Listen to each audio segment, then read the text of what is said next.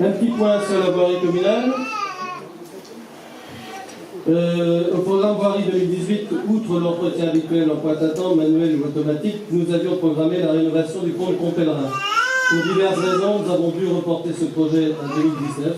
Rappelons que pour ces travaux, Pontivy Communauté nous accompagne par un fonds de concours de 50% du montant hors taxe. En principe, le coût sera de l'ordre de 24 000 € hors taxe. Le fonds de concours étant dans ce cas de 12 000 €. Alors le pont de Pont-Pèlerin, vous savez, c'est celui où il y a des inondations tous les ans. On espère améliorer un petit peu la situation, sachant qu'on n'arrivera pas à empêcher toutes les inondations. C'est un lieu un peu particulier. Élagage et curage. Depuis la semaine dernière, un programme de curage est réalisé et il est demandé aux riverains des routes communales de réaliser l'élagage durant l'hiver, afin de protéger les lignes, notamment celle de la fibre, bien sûr, ainsi que faciliter le passage des cars scolaires. Ça, c'est important.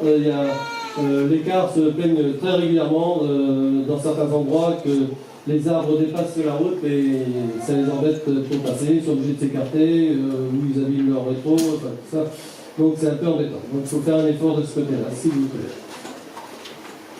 Par ailleurs, voici une fiche éditée par Enedis, en bleu là, et concernant la protection des lignes électriques situées sur le domaine public ou le domaine privé. Vous la retrouvez dans le bulletin municipal qui est sur la table. Je vous laisse la découvrir. Ce sont des instructions lorsque vous devez justement faire des lagages sous une ligne électrique. Il ne faut pas faire n'importe quoi, il faut faire ce qu'on appelle un DICT, c'est-à-dire une déclaration d'intention de travaux, et, avant de s'engager, et il faut faire ça en lien avec le SDE, enfin pas le SDE, avec Enedis, pardon, et il ne faut pas faire n'importe quoi. Il ne faut pas le faire sans prendre des précautions, parce que quand on est sous une ligne électrique, il y a quand même de gros risques. Les travaux au FESBAR, donc depuis un certain temps, des travaux sont prévus au FESBAR, afin de créer des sanitaires accessibles au niveau du bar et de mettre aux normes le local au regard de la sécurité et de l'accessibilité. Ces aménagements devraient démarrer dans les semaines qui viennent. Concernant la salle polyvalente, où nous sommes actuellement, sachez que nous avons obtenu récemment le droit de poursuivre notre exploitation, au niveau de la sécurité et de l'accessibilité, mais nous avons dû faire quelques travaux liés à la sécurité, justement, en électricité notamment.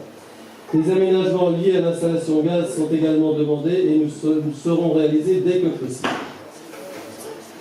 Achat de matériel, parallèlement pour proposer un équipement de qualité aux locataires de ces deux locaux, salle polyvalente et FESBAR, nous avons récemment acquis 2 chambres froides neuves pour un montant total de 1 790 €. Cet achat bénéficiera également d'un fonds de concours de Pontivy Communauté égal à 50% du montant hors taxe, soit 895 €. Un projet particulier, le distributeur de baguettes.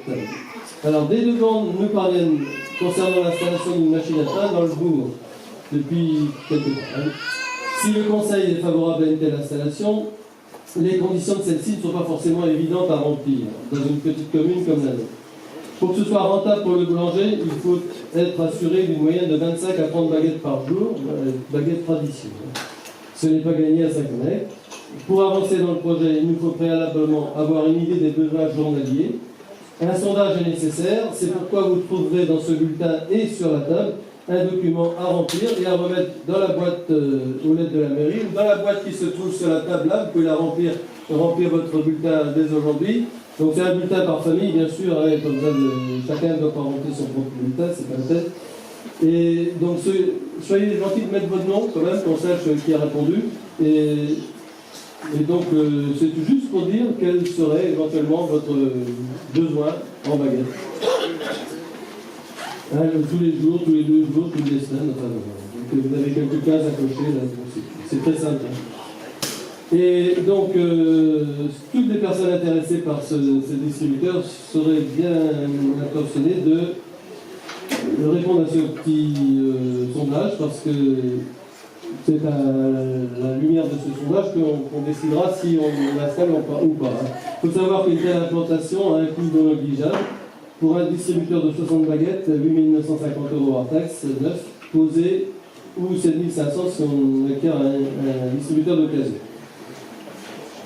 Ça ne peut s'envisager que si le seuil minimum est atteint ou dépassé, car le boulanger, sachant que le projet est envisagé avec le fournil de garde des dents, doit faire 2 fois par jour le déplacement. le type de pain donc proposé est la baguette tradition. Si nous lançons... Il faut savoir que dans les communes plus importantes, c'est le boulanger qui investit. C'est pas la commune. Et comme nous, on est une petite commune, et qu'il n'y a pas un grand rapport, on nous demande d'investir. Donc c'est un peu... Je trouve ça un peu fort, mais bon, c'est comme ça. Donc si vous le souhaitez, il faut quand même qu'il y ait un minimum, une moyenne de 25 à 30 baguettes par jour.